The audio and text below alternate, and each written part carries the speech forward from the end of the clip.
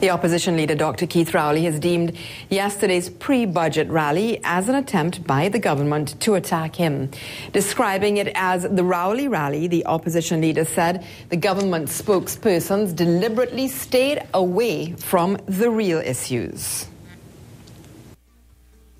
All of you who know me know I'm from Tobago. I live in Diego Martin. I represent Diego Martin. I'm a PNM. But none of you knew that I was the budget. The government's response has been to pay millions of dollars to arrange a pre-budget rally and spend the whole evening trying to demonize me. Never heard my name called so in life, not with any woman I love. Dr. Rowley also accused Prime Minister Kamla Persad-Bissessar of deceiving the population by announcing the removal of VAT. He produced a list of items which there already is no VAT attached. In any form, margarine, bread, baby food, baby milk, cheese, corned beef, curry, fresh butter, peanut butter, wait, peanut butter, table salt, salted butter, sardine, smoked herring. This is not food, but it comes with food. Toilet paper. Yeast, baking powder, macaroni, spaghetti, noodles, lasagna, cane sugar, cocoa powder, coffee, morbi, orange juice, herring, tuna, mackerel, ghee, soybean oil, corn oil, sesame oil, chicken sausage, salami, ice and sugar, malt extract, corn flakes, unsweetened biscuits, grapefruit juice, vanilla essence, soy sauce, tomato ketchup, mustard, mineral water, natural water, sweet drink, orange drink, grapefruit juice, vinegar, and on and on and on and on and on. Dr. Rowley was speaking a short while ago at a convention of the Women's League of the PNM being held at the City Hall in Port of Spain.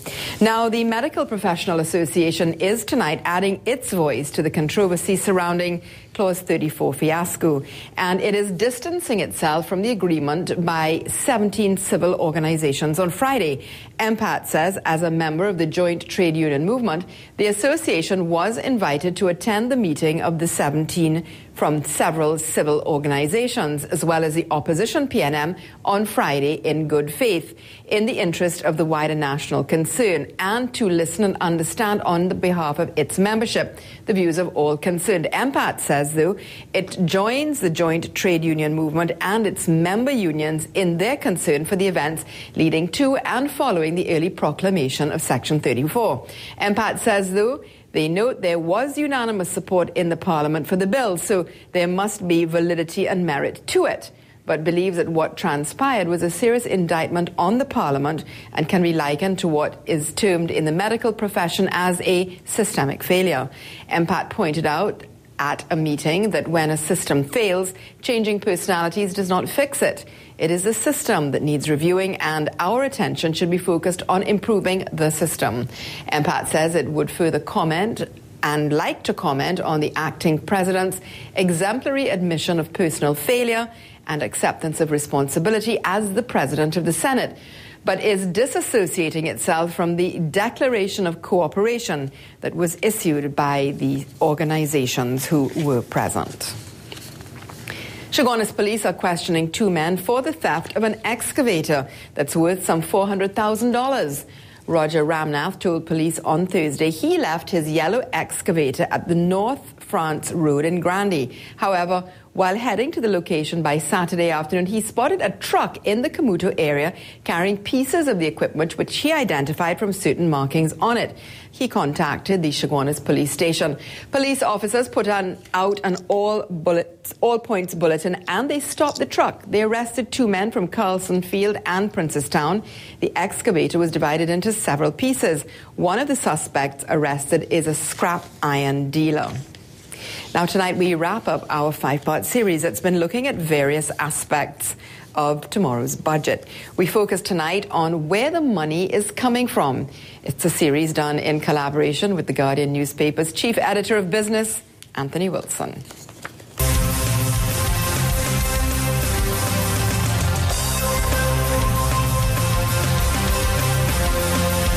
As we have emphasized before in this series, the 2013 budget is likely to look very much like the 2012 budget, and the government's expectations of revenue collection for the 2013 fiscal year are likely to resemble what was collected in the current fiscal year, which ends tonight.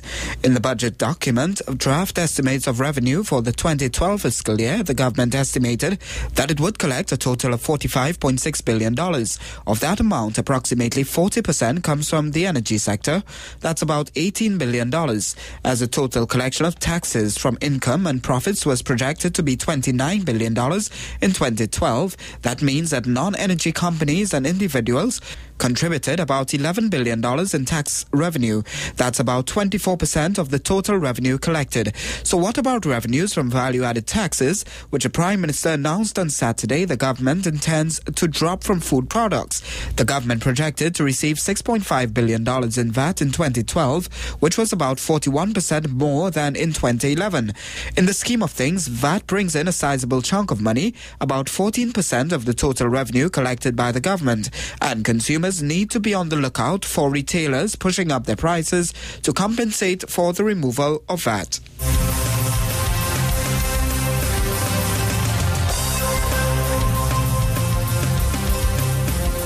In tomorrow's Guardian newspaper, the Guardian's chief editor for business, Anthony Wilson, will develop on his analysis of the issues for the next budget. Be sure to get your copy. Now, here's what's coming up in sport. The former Minister of Sport is urging the government to look at the merits in his programs. TNT's 50 most influential cricketing personalities over the independence era are recognised, and more woes for Aston Villa in the Premier League as they are held to a draw. Sport is next. Mrs. B is happy. She's happy because she knows every bottle of Smolta is filled with B vitamins, ideal for growth, concentration, and vitality. Give them their B's. Smolta, because you love them.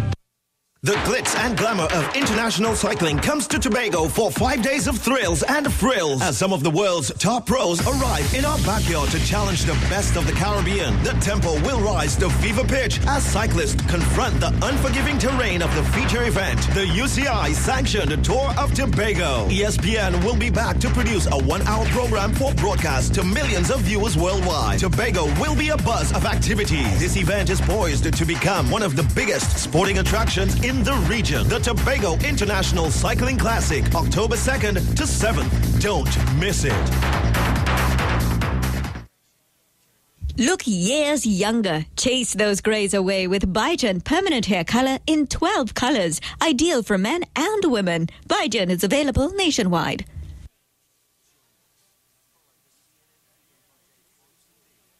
David Guide and Son Funeral Services, located Southern Main Road, Cuba, and Piccadilly Street, Port of Spain. Qualified funeral directors and embalmers. At David Guide and Son Funeral Services, we pride ourselves in taking the time to create meaningful, personalized, and private funeral services for all families entrusted in our care. And with challenging economic times, we provide affordable services to fit all budgets.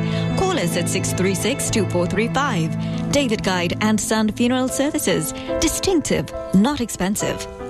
Why wait for your customers to come to you when you can go to them? Let Trailer King make your business mobile with a fully loaded trailer that is detailed to your specifics. Perfect for food, changing rooms, car care centers, or even a clothing store. Take your business anywhere and adapt to changes in customer needs and availability. Call us at 329-1502 or 716-9466. Visit our website, www.trailerkingtt.com. Trailer King, business on the move. To be equal, to live in a society that responds to you without prejudice, to be treated fairly no matter what your background may be, regardless of race or religion, regardless of geographic location, gender, or any disability you may have. It's not just an idea we should live by, but an ideal that our children can look up to, that our communities can aspire to, that our employers must embrace.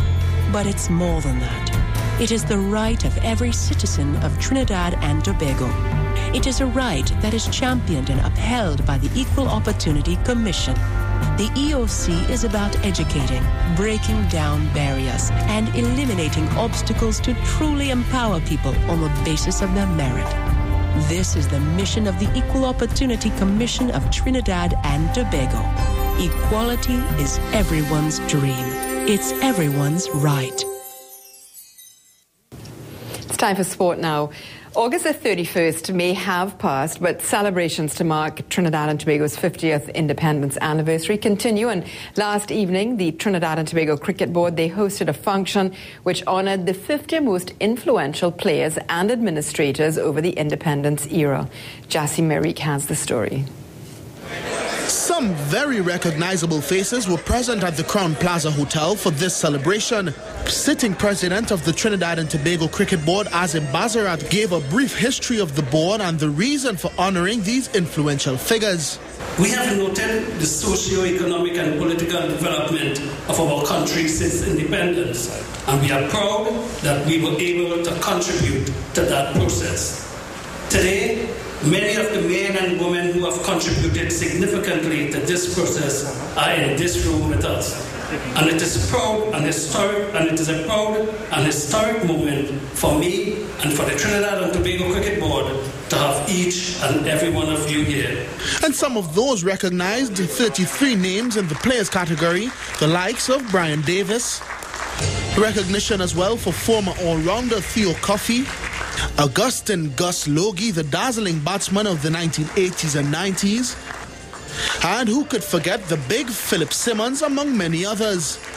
Administrators such as long-serving TTCB President Aloy Likwai, current Women's Association President Anne Brown-John, and former Tobago administrator, now politician, Orville London.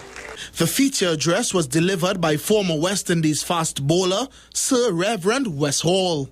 I posit the view, ladies and gentlemen, that in cricket, independence and citizenship, the common thread is that the people are at the epicenter. And as a consequence, they must be informed about the important matters. For information is the oxygen of democracy. I am Jassy Marik reporting for CNC3 Sports. Meanwhile, victory today for the West Indies women's team as they trounced South Africa to move into the semi-finals of the Women's T20 Cup. They asked the South Africans to bat and then dominated from ball one. Stephanie Taylor and Shakwana Quinta worked in tandem to restrict their opponents to 70 for 8 from 20 overs. In reply, Taylor and her opening partner, Juliana Nero, they made light work of the chase, getting the Windies to 71 for no loss in 9.4 overs. Taylor was not out on 33, while Nero remained unbeaten on 30. Now, also in Winners Row today, the West Indies Sajid High Performance Centre over Bangladesh A in the second ODI. The HPC, they posted 234 all out with 49 runs from Jamar Hamilton and 44 from Kennedy Lesporis. The defence of that total, they bowled Bangladesh out for just 181. Veerasamy Permaul also had an impressive bowling figure of 4 for 33, while Sheldon Cotterell had 4 for 40. Victory for the HPC team and 53 runs and an unassailable 2-0 lead in the 3-match series. As the current People's Partnership government of Trinidad and Tobago prepares to present its third budget to the nation, one